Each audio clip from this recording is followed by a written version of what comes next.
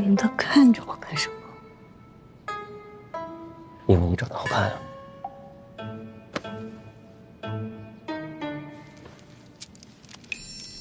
哎呀，这三郎，这是家宴。你当了这个督察之后，你就官威太大了啊！你连我们杨家家宴，女眷是不能上台面，这条老规矩你都忘了？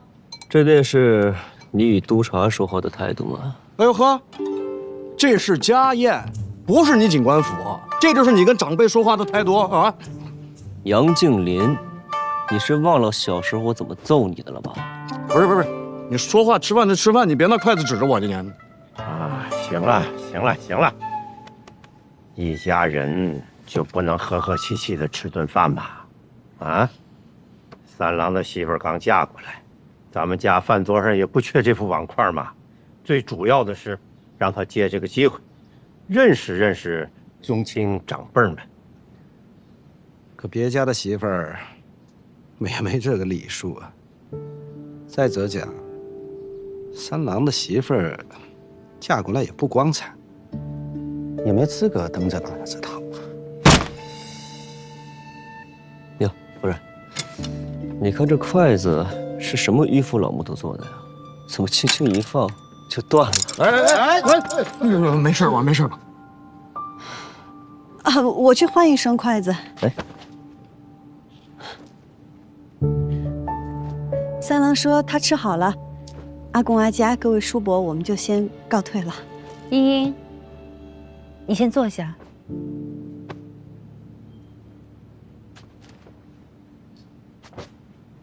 茵茵入宴是我准许的，我也是女眷，我能出席此宴，且经营杨家的生意，是承蒙各位宗亲和主事的信赖。我请茵茵入宴，是因为茵茵亦不是寻常女子，不仅是飞花会的会长，日后也少不了经营我们杨家的生意，所以参加宗亲大宴是早晚的事儿，也没有什么可以值得说到的。哎，阿嫂，你这么一说，我就能懂了。飞花会会长，她现在是我杨家的媳妇儿，那这飞花会迟早得入我杨家的名下。是呀，二爷，我说怎么好端端的叫着一起吃饭呢？原来是场鸿门宴啊！三郎，我还没说完呢。就算是杨家对我夫人有恩，也不该把我夫人的商会算作是嫁妆。这是人能干出来的事吗？你说谁呢？怎么说话呢？夫人别怕，谁敢让你不舒服，我就让他们更不舒服。我倒是想看看，我这新官上任的3把火会先烧到谁的身上。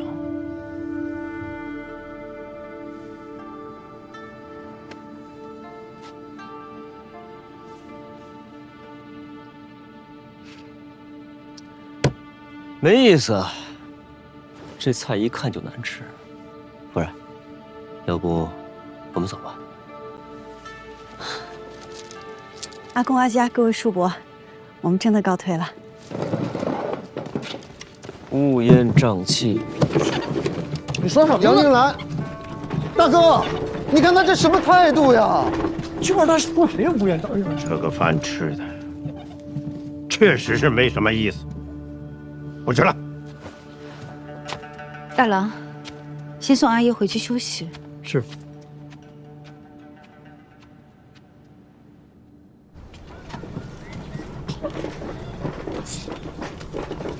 果然很难对付啊！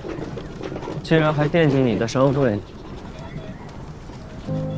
阿家若是想要我的飞花会，那他便会一早就与我谈条件。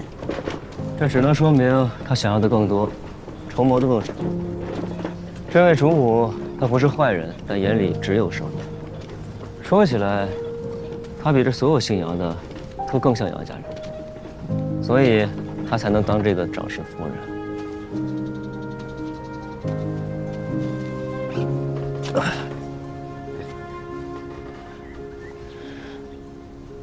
做生意最重要的是信誉。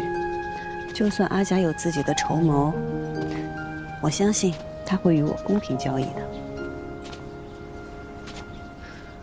可是这杨家是个大家族啊，哎，在家族里生存和做生意是一样的。一开始就给出最差的态度，这往后你稍有退步，他们就会觉得你体谅懂事。一开始你就给出最好的态度，稍有不慎，他们就会觉得你离经叛道，忘恩负义。你以前是不是吃过很多苦？有些教训只有摔了跤才能学会的。才没有，我知道这些是因为我聪明。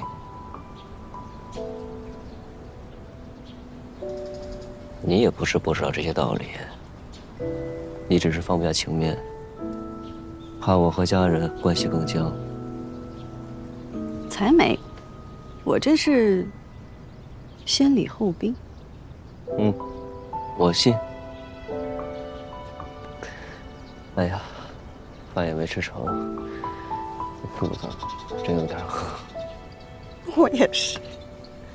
那要不然，我去给你做点吃的，你尝尝我的手艺。哎，我去给你做。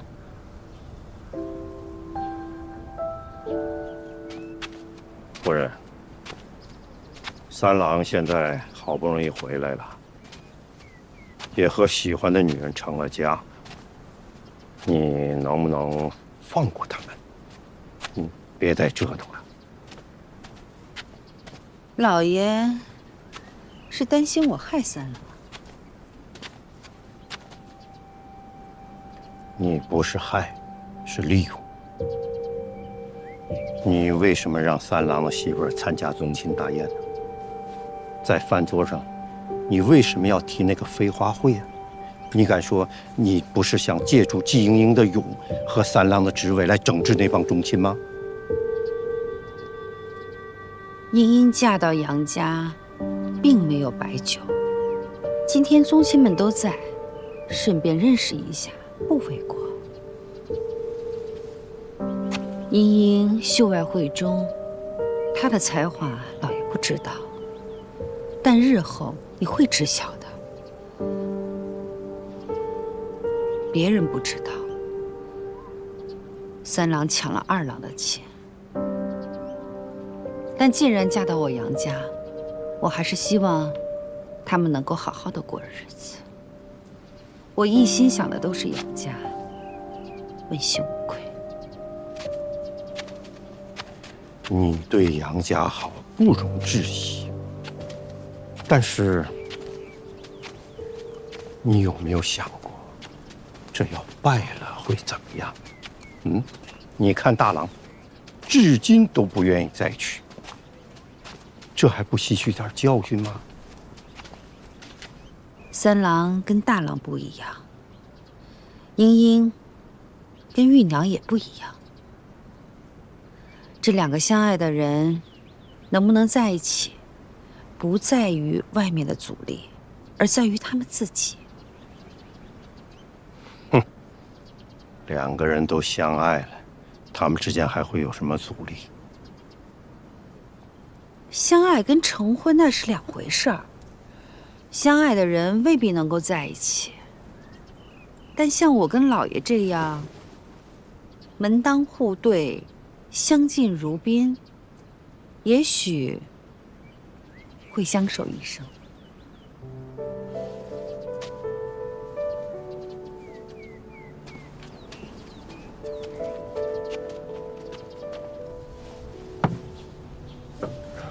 尝尝。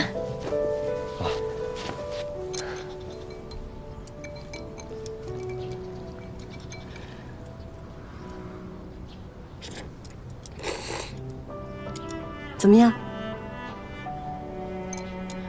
自从阿娘和师傅走了以后，你是第一个专门为我做饭的人，这面有家的味道。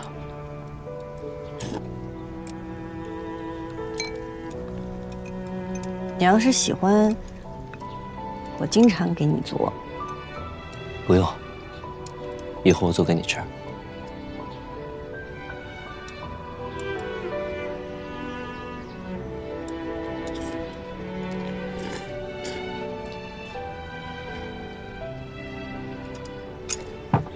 等着。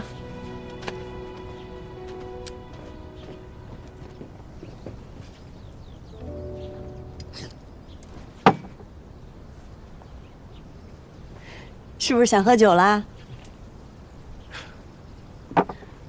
你怎么知道的？你不能喝，但你可以看着我喝。行，看着你喝。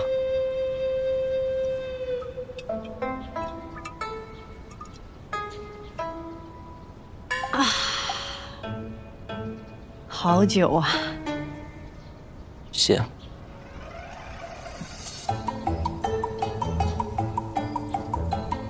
真香。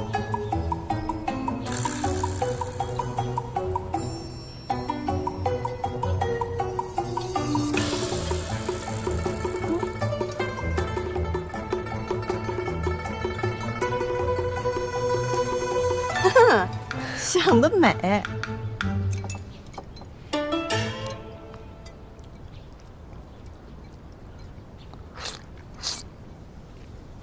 杨金兰，江湖上是不是特别自在，特别快乐？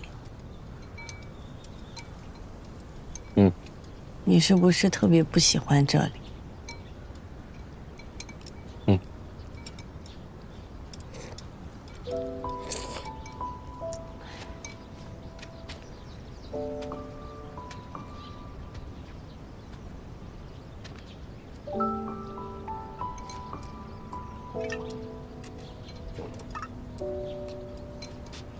那你为何要留在这里啊？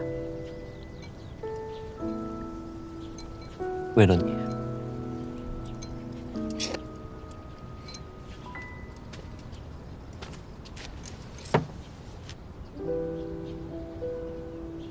凭什么呀？就因为我是你盟友？金阳，你觉得我们两个只是盟友吗？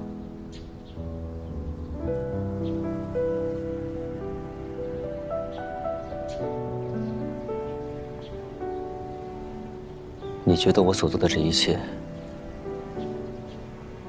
仅仅只是因为你是我的盟友吗？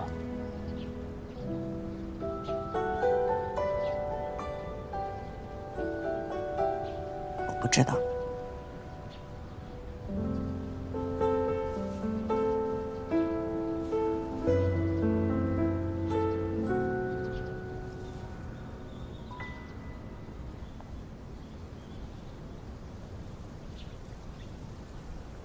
我喜欢你。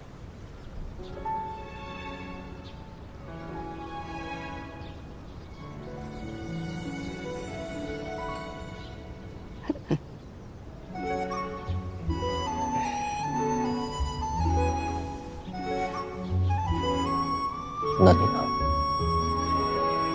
啊？那你呢？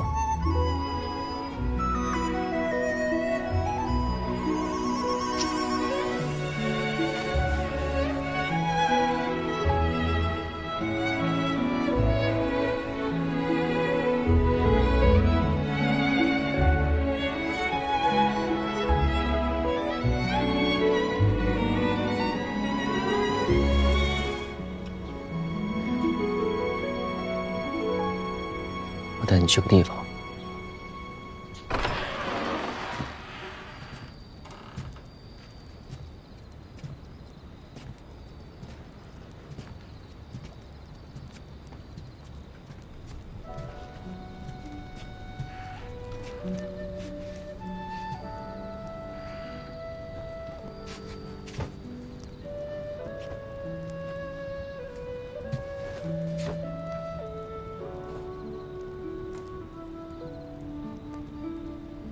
我成婚了，我有家了。这是英英，是我的夫人，是我此生唯一的夫人。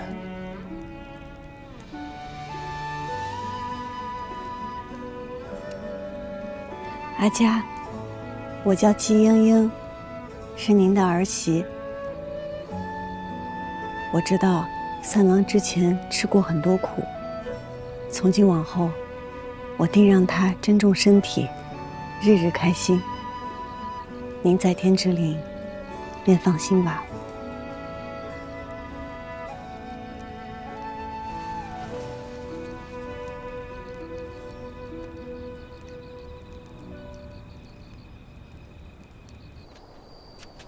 杨家儿郎5岁后便会拥有自己的院子了。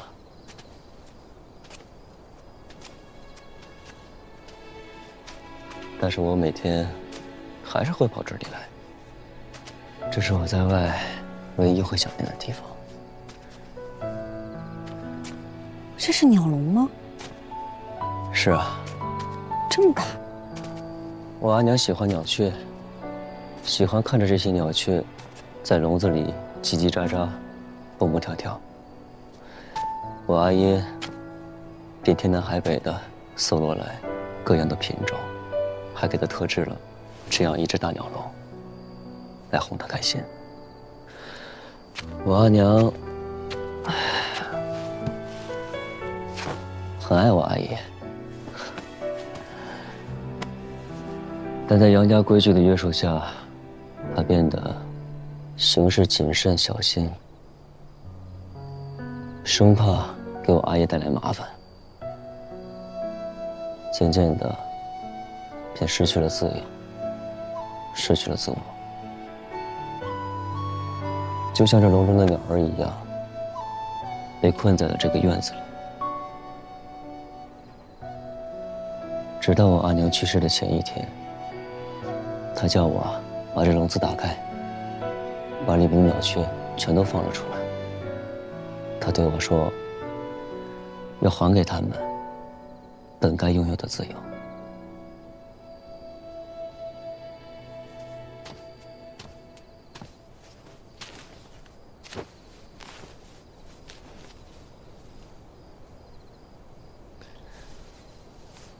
莺莺，我不会像阿姨一样，我想让你继续做自己。我想让你和我相遇、相守，像是一只鸟遇见另一只鸟，像是一阵风邂逅另一阵风，要更快乐、更自由、更肆意、更鲜活。可是你在我心里不是一只鸟，也不是一阵风，是月亮。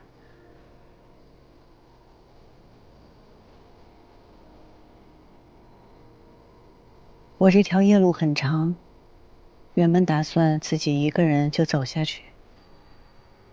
可是不知从何时起，只要我一抬头，就能看到月亮。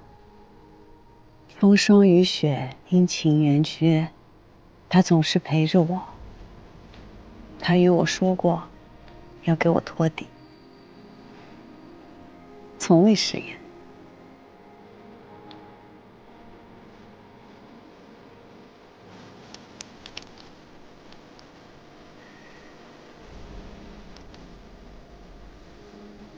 我想告诉我的月亮，事情结束以后，若他还眷恋江湖，我便陪他仗剑天涯。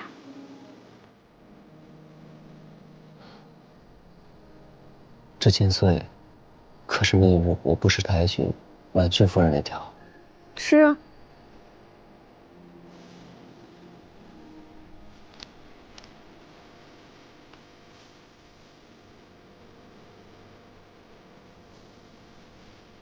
哦，对了，这个河碎流波锦，其实是因为你，是因为那天有光印在你的身上，我才有的灵感。我还记得你说我杨静兰的承诺，一辈子便是一辈子。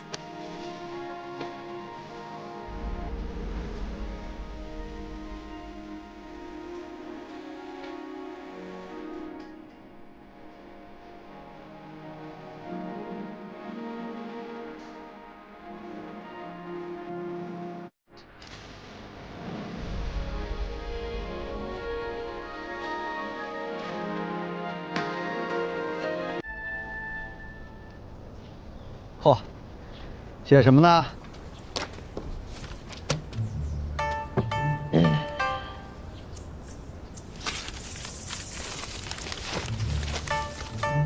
杨静兰，男，益州人士，少时喜骑马，好舞剑。怎么，在写自己的罪状？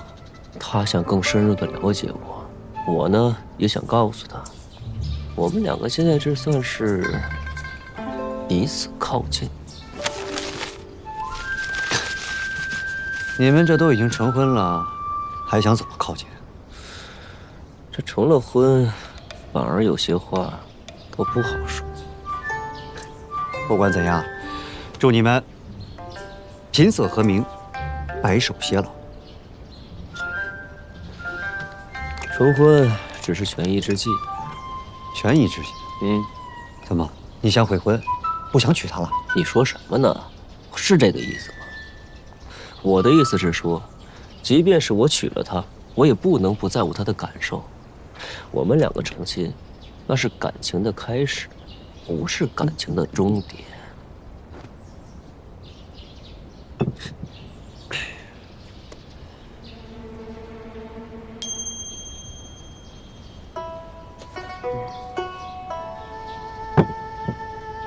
怎么，不喝了？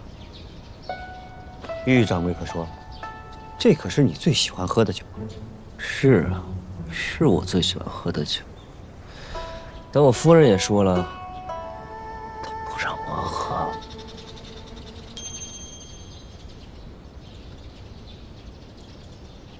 番商这边一直在查，明里暗里需要南诏的番商中毒，真正排查起来还需要些时日。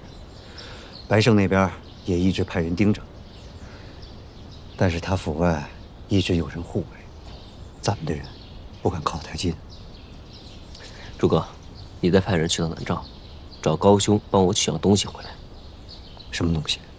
接下某人的狼皮，一个让他原形毕露的东西。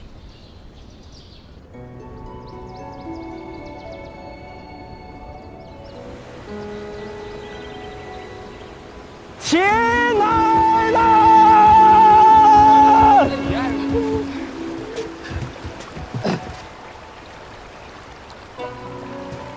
当初我们聚在一起，是被大染户逼得走投无路，是为了求一条生路。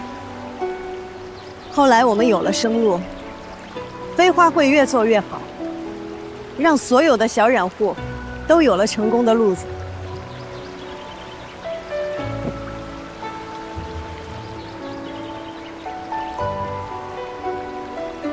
陈三郎，如今我把飞花会会长一职交给你。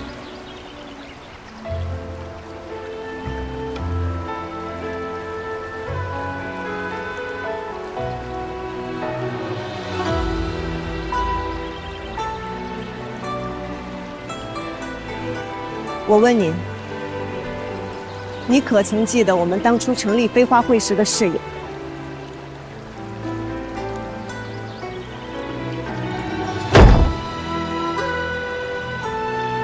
我们绝不以出身论英雄，绝不固步自封，绝不攘内排外。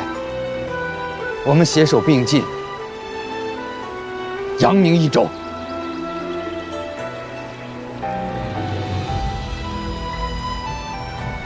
我做成的事，你也做成了。接下来，你可以立你自己要立的规矩。从今往后，飞花会永远为你留有一席之地。既英应若有求，飞花会定鼎力相助。我让你立飞花会的规矩，没让你对我讲义气。既英若有求，飞花会定鼎力相助。平儿，既英若有求，飞花会定鼎力相助。既英若有求，飞花会定鼎力相助。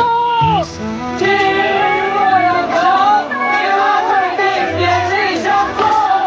既英若有求，飞花会定鼎力相助。好了。既英若有求，飞花会定鼎力相助。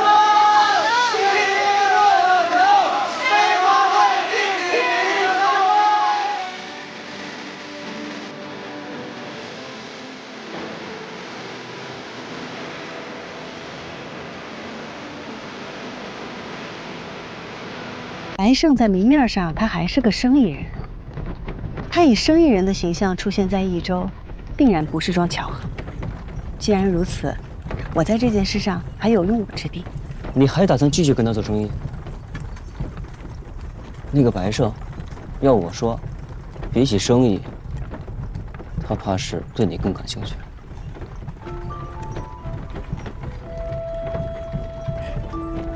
你还真是什么人的醋都吃哦。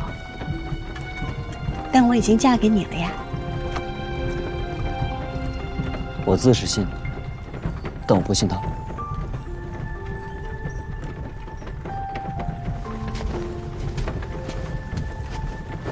我也不信他，但我信你呀。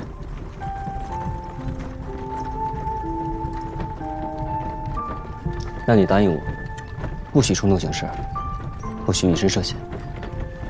我呢就好好做生意，若是能查到线索最好，查不到也不强求，绝对不以身犯险，这样安心了吧？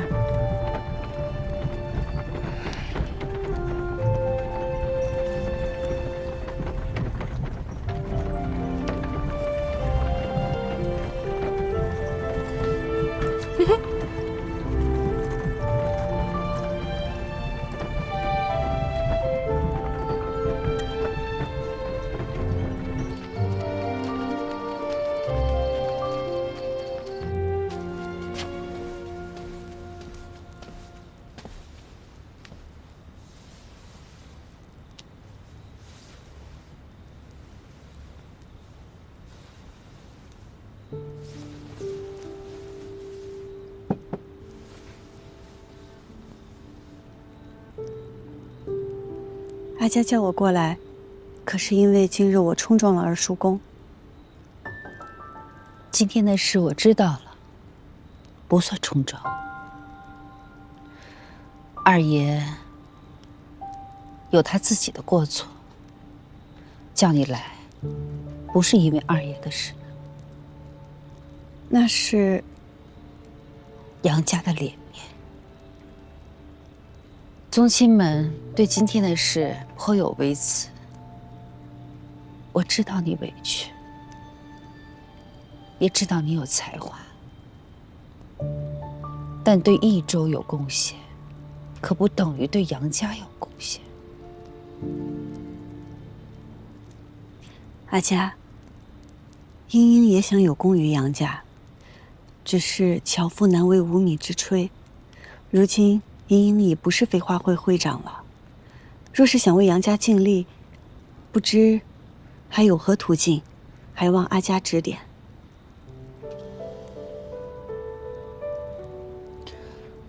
三郎名下有几间铺子，因为他常年不在，一直由家族代为照看。你若是有闲暇，不妨接手打理，你可愿意？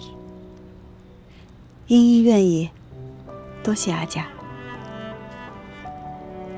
那好，那我就着手安排人交接。茵茵，在杨家做生意，不同外面，不仅要懂生意，还要懂规矩和人情。茵茵明白。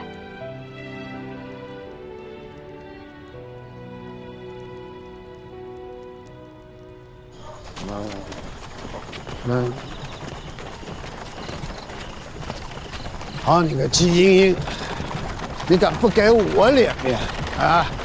啊！你给我等着！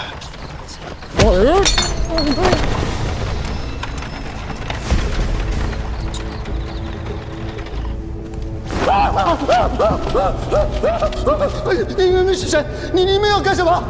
我告诉你们啊，我侄子是大唐在册的官员，尔等却不可自误。还是手下不会办事了。唐突了，杨二爷，来，请坐。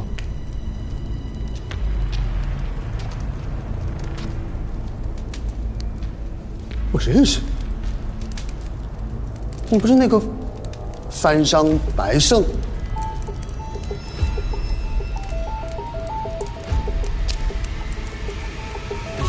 然要绑架我？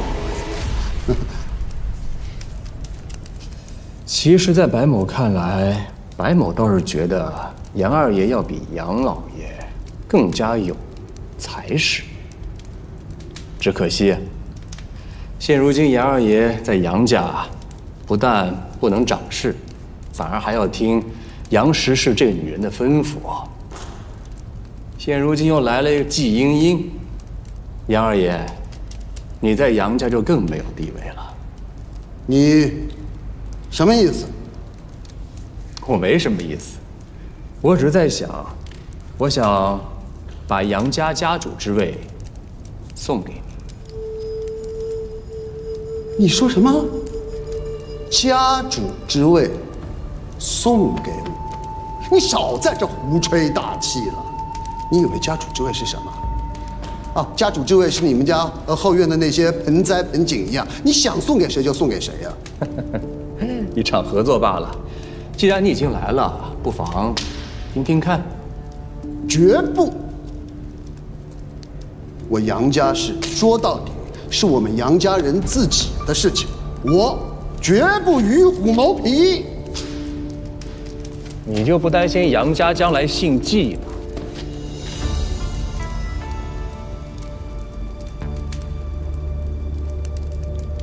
看来杨二爷还是很在乎这次机会的。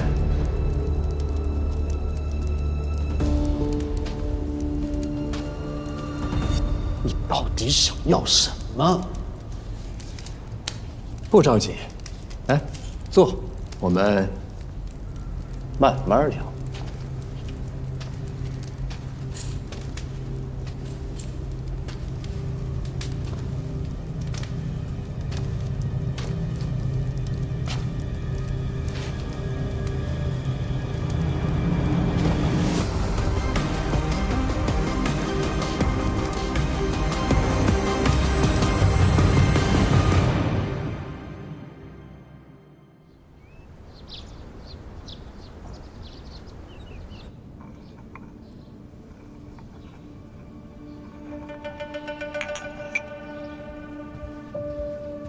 你公然进入我赵家，是生怕外人不知道你我二人的关系吗？现如今很多人都知道我白某心醉于蜀锦，在这益州城之中，于家、杨家，我都已经会过面了，唯独你景王赵家，我置之不理，那在外人看来，岂不是会更加生疑呀？说吧。这次找我是为何事啊？既然来找你，自然是有事。杨家在长安的所有商客，都在这本册子上。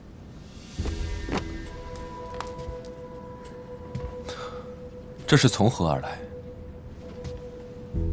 等你从长安回来，你自然会知道。你要让我去长安？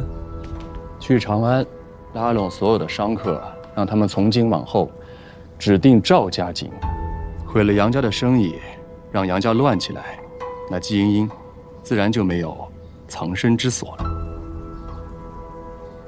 可杨家经营多年，根深蒂固，岂是说扳倒就能扳倒的？那就要看你赵二郎君的本事了。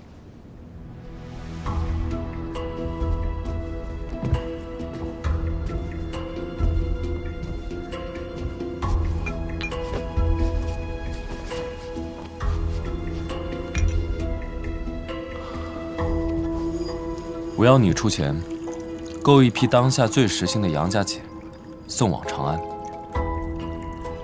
说来听听，你要多少啊？至少50匹。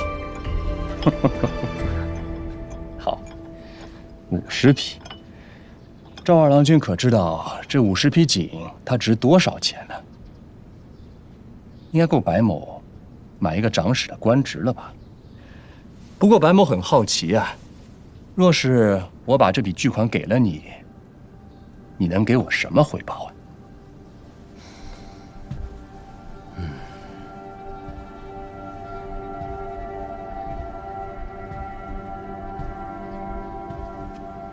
搬到杨家，我会借势收购，到时候将整个杨家拱手相让于你，够吗？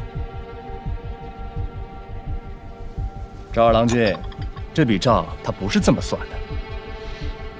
我给你季英英，你给我杨家，这是一桩生意，而那50匹锦是另一桩生意。不过好在，你身上确实有我想要的一样东西啊。什么东西？赵家花本。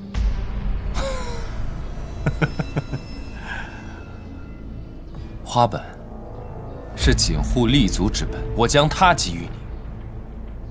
我干脆把整个赵家拱手相让给你好了。赵二郎君，你在乎过赵家吗？别说赵家了，整个益州城的景业你都没有在乎过，你唯一在乎的只有一个人，就是季英英，难道不是吗？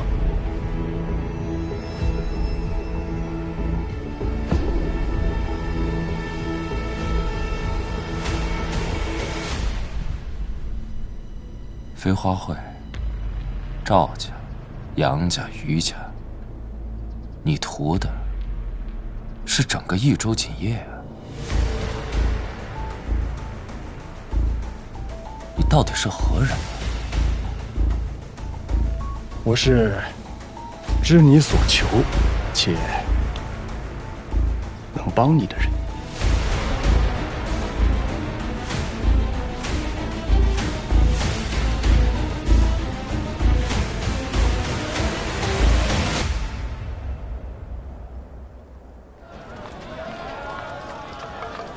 你行吗？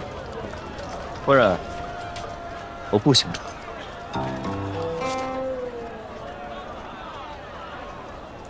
见过三郎君、三少夫人。鄙人姓孙，是三郎君名下2家店铺的掌柜。三郎君的铺子就在前面，二位随我来。您看，那家和那家那是大郎君名下的2间锦铺啊，后边那是二郎君名下的绣铺和成衣店。哎，后边那是二爷的茶庄，哎呀，绣楼啊，那个是三爷的染料坊。哈哈，哎呀，这条街上杨家的铺子比这牛马都多，像这样的街有5、6条。杨家是真富裕啊！哎呀，要不说您嫁了杨家是您的福气呢。哎，是杨家有福气，能娶到我夫人。哦，是，都有福气，都有福气。哦，这就到了，就是这家。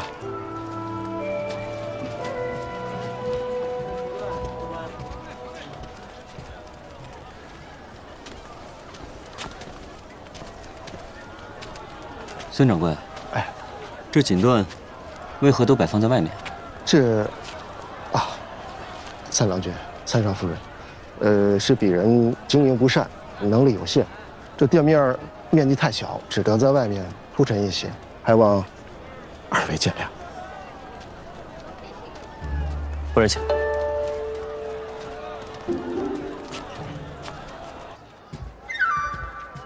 孙掌柜，哎，麻烦你把账本给我看看。是，您稍等。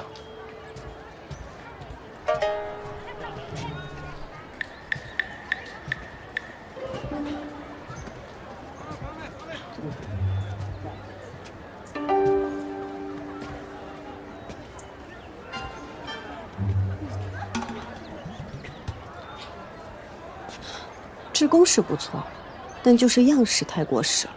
夫人是打算在这里大展拳脚呢，还是随我一同回去讨个说法？你看，杨家的生意做得那么大，却偏偏给我夫人一间这样的破铺子。况且杨夫人早就知道我会随你一同前来，想必他们已经做好了我们会闹的准备。容我再想想。哎呀，刘老伯，都跟您说了多少次了，我们这锦啊，刘伯，明白。你就看在他们都为杨家做事的份上，行卖我吧。怎么回事？三郎君，三少夫人，这是我府上的职工刘伯，下个月他女儿出嫁，想买块锦做雀扇，但，哎呀，刘伯，不是我刁难你，这实在是灵外不得呀。我知道，我都跑了1天了，所有的商铺啊，都不肯做我这芝麻大的生意。我也想多买，可我买不起呀。哎呀，惭愧啊！至今多年，女儿出嫁，我这个做阿姨的，连一面出尽雀扇我都买不起。去给刘伯挑一块合适的钱。哎，三郎君，这个使不得，我哪能要您的东西呢？快去快去！我哪敢收您的钱？我去拿便是。刘伯，杨家庶子不得入锦啊！那年我好奇偏要去看，是你把我给藏起来的，你忘了？这本不值一提的事儿，三郎君你还记得？当然记得。陆伯，这是三郎君和少夫人的一片好心，你就收下吧。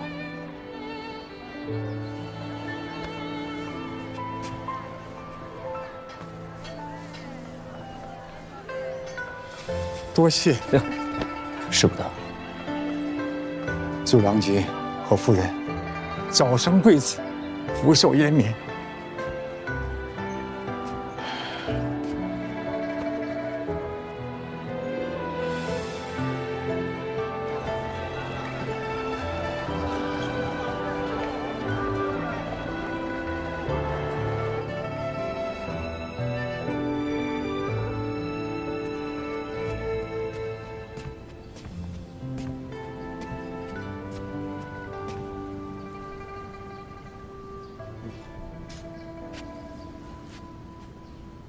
夫人想什么呢？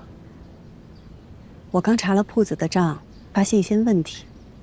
这铺子的流水少得可怜，库存里的都是一些残破的、不时兴的旧景，根本无人问津。哦，原来伯是在想我。想你做什么？你不是好好的？我，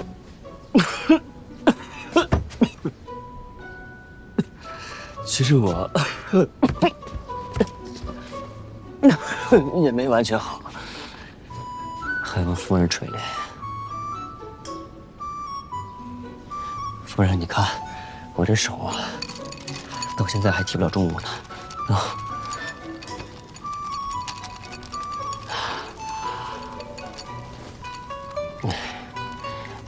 夫人，你如此戏耍一个身负重伤之人，不好吧？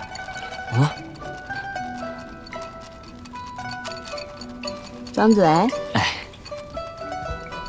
差不多行了啊，今天我赶人了。身上有伤，接下来，魏夫人，请勿见怪。也就是英英吧，愿意信你这鬼话。就你这张嘴，哄骗多少小娘子？阿姐，你这话就不对了啊！你从小看我长到大，我何时哄骗过别家娘子啊？闭嘴吧你！谁看你从小长到大了？哎，他身子还未痊愈，不能饮酒。没事儿，可以喝一点啊，就喝一点，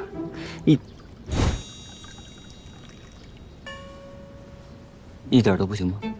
你说呢？不能喝酒啊，莹莹。那日诸葛红来我这儿拿了2坛酒，不是你喝，是送人了，送人了。阿姐，阿姐，你这……杨静兰，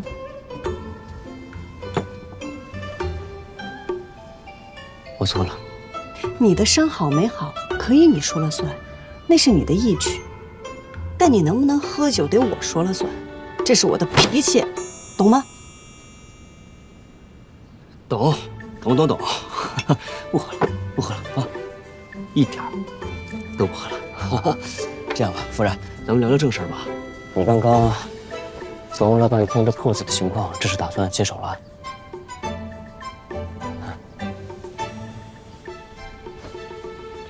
以前我从未正经打理过铺子，要从破铺子开始学，也好。锦上添花，不如力挽狂澜。夫人这是有什么想法？蜀锦贵如黄金，又从不灵脉。许多像刘伯那样吃了半辈子蜀锦的人，恐怕连1尺像样的蜀锦都买不起。可是蜀锦对他们而言，甚至蜀地百姓而言，意义都是非比寻常的。咱们铺子里的锦，可能对于豪绅而言不够实心，但它仍然是好锦啊。不如我们将那些卖不出去的碎锦做成一些小玩意儿，譬如首饰的包装、小香囊、团扇之类的。虽说比寻常的荷包贵一些，但是百姓也买得起。既清了旧货赚了钱，又能让寻常百姓同享蜀锦之美，夫人睿智啊！但是光靠我们铺子里的锦还是不行，还需要再多一些款式。无论新旧大小，只要样式好看，价格便宜。夫人这是有主意了。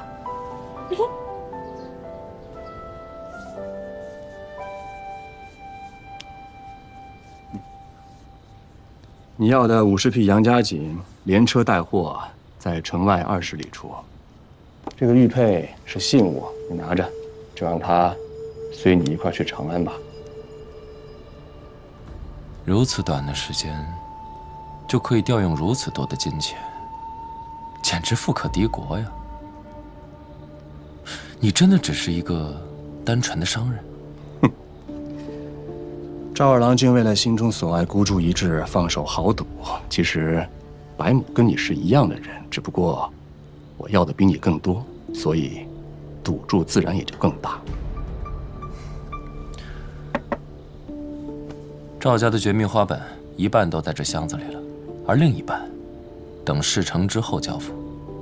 好啊，那就祝赵二郎君一路顺遂。这长安一事也并非1、2日能成。那这些时日，你打算在益州做什么呀？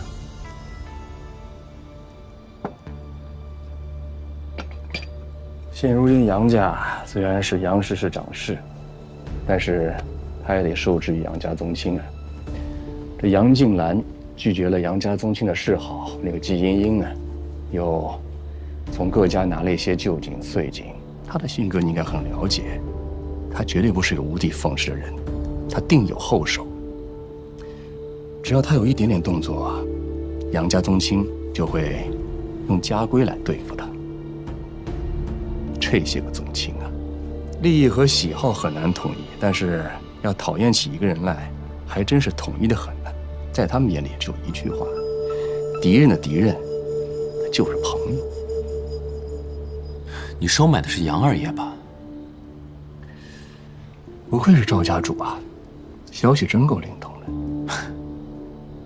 我这个家主向来能力有限，但是我也向丈人讨了个人情，即便他不在益州，也可以在益州护你周全。好啊，那就祝一切顺遂。一切顺遂。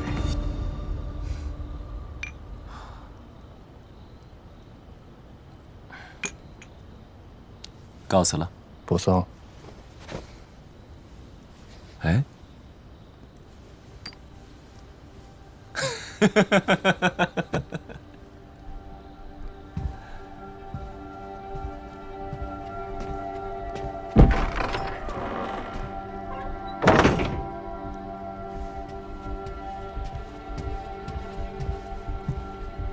主任。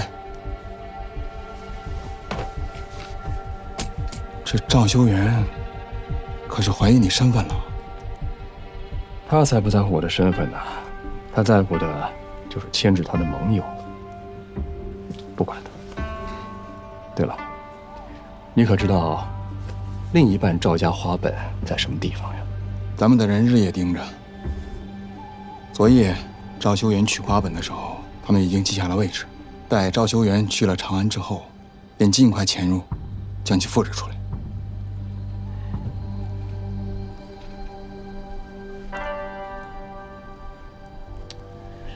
有话就说，恕你无罪。是。主任，您此次出行是为了兴盛咱们南诏的锦业，如今咱们所掌握的工匠还有花本，已经绰绰有余，就一定要拿到杨家的吗？如今杨静兰已经盯上了咱们，这牛瑾也避其锋芒，何不趁早收手，早日返回南诏？属下借阅。行了，起来吧。你说的对，现如今我们也已经够了，但是出来之前我说过，我要的是全部，所以我就必须要拿到全部。人就是这样，一旦习惯了将就和退缩，他就永远攀登不了顶峰了。是。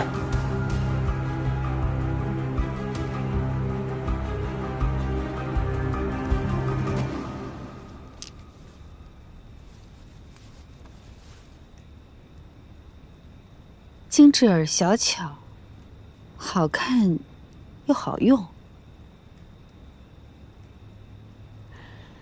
不错。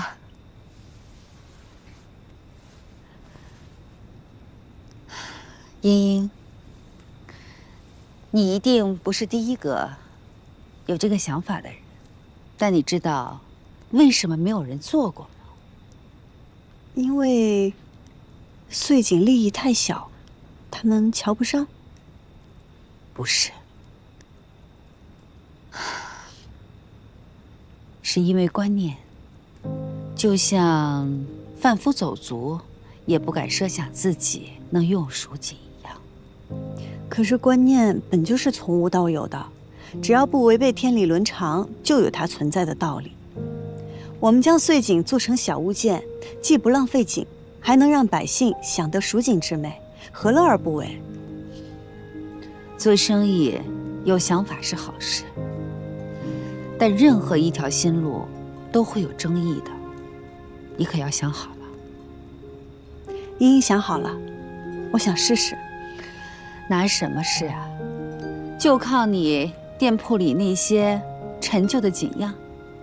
两位阿兄已经答应将铺子里滞销的锦缎，还有成衣铺的穗锦低价卖与我了。大郎同意不奇怪，这二郎你是怎么说服的？我说服了二嫂。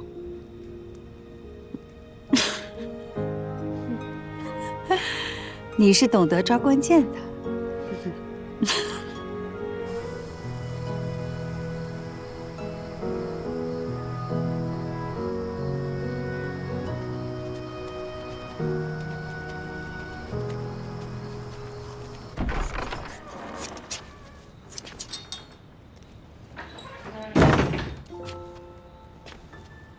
也不披上点就出来。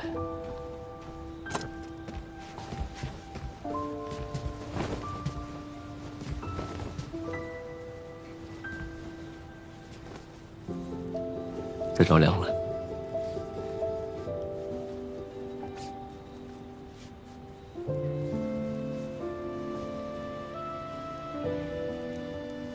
走。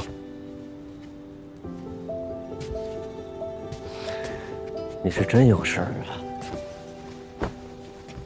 季老板从不骗人。都当了老板了，这些事儿还自己做。我是想着先自己做一些试试，若是能卖出个名号，我就找刘伯帮忙，然后再给他分红。他是织工，他做这活儿肯定能做得很好。你别看这只是穗锦，如何裁剪能更好地保留纹样，如何不勾丝，如何能粘得更牢固，这都是有学问的。那我来帮你。你会做？拿得起刀剑，这剪刀我还拿不了了。这不是一回事儿。怎么就不是一回事了？好了，你就……郎君夫人，该休息了。我的帮手来了，进来。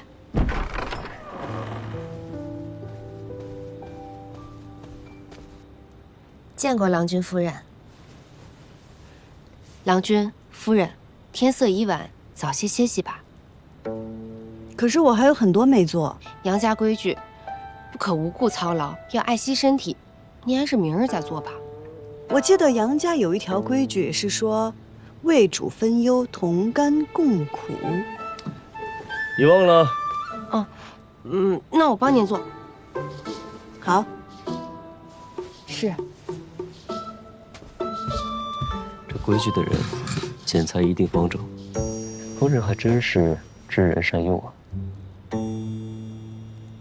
好了，我现在有帮手了，你快回去休息吧。不，我不回去。明日你的夫君就要回到锦官府，夙兴夜寐，夜不归宿了。今日就让我留在这里，好好的看看你。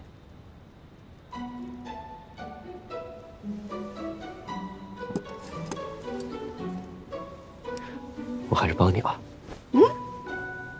你不是要好好看看我？好，那我就只看你。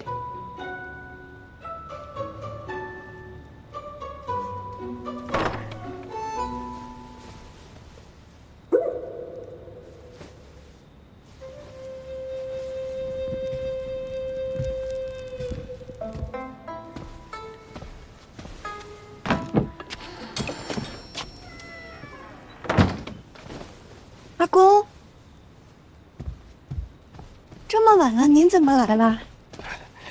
正好经过这儿，看着灯亮着，这门也没关，所以这也是杨家新买卖嘛。我这个家主，那不得来看看吗？是，您快请进。看看人家。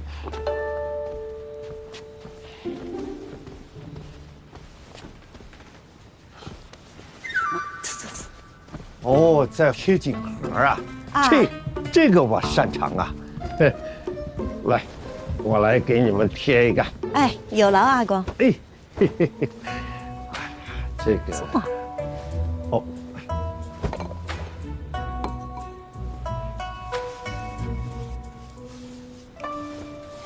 你现在有出息了，这是个好事儿。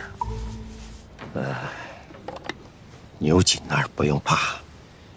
杨家年年给节度使供奉，牛锦就是再跋扈，他也不会把节度使的摇钱树赶尽杀绝。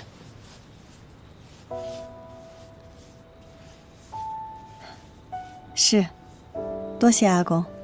杨家的这些宗亲呐，都还是那个德行，既好利又好颜面。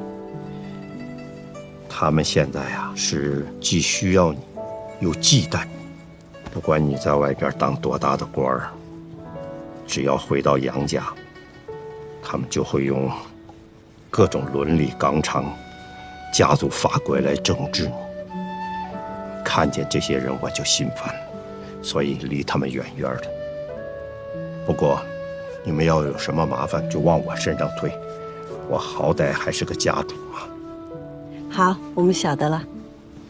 家主，哎，贴歪了啊，歪了，没用。我在这儿没用，我有用的地方。你看看这个锦盒，贴歪了，可以把它撕下来重贴。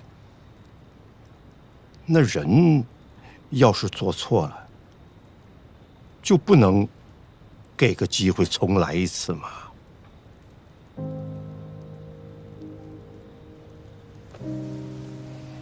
我这辈子最对不起、最后悔的，就是不知道你阿娘真正需要什么。现在你回来了，你就不能给个机会让我了解自己的儿子吗？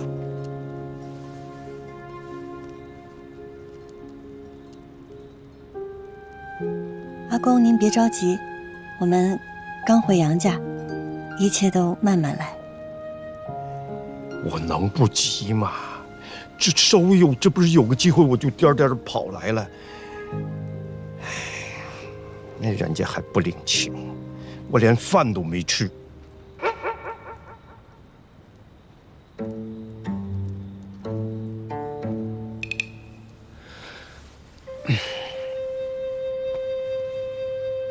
懂了吧？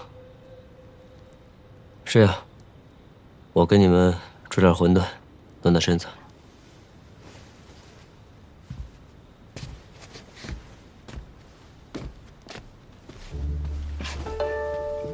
他刚才说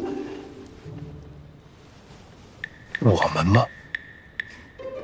是，我们。